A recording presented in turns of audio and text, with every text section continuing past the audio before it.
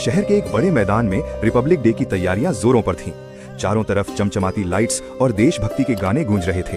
वहीं मैदान के बाहर 10 साल का छोटू अपने छोटे से थैले में कागज के तिरंगे झंडे बेच रहा था। छोटू के लिए 26 जनवरी का मतलब देशभक्ति से ज्यादा 2 वक्त की रोटी था। वो हर आते जाते शख्स से कहता, साहब झंडा ले लो, सिर्फ 2 रुपए का है।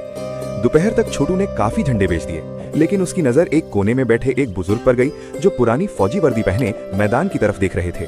उनका नाम था रिटायर्ड मेजर खन्ना। मेजर साहब की आंखों में नमी थी, शायद वो अपने पुराने दोस्तों और जंग के दिनों को याद कर रहे थे।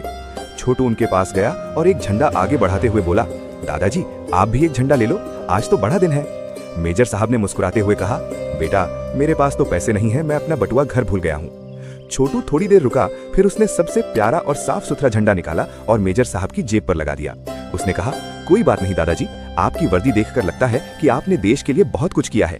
ये झंडा मेरी तरफ से आपके लिए तोहफा है। मेजर साहब हैरान रह गए। उन्होंने छोटू का हाथ थामा और पूछा, लेकिन बेटा तुम तो इसे बेचकर पैसे कमाते हो ना, तुम्हारा नुकसान हो जाएगा।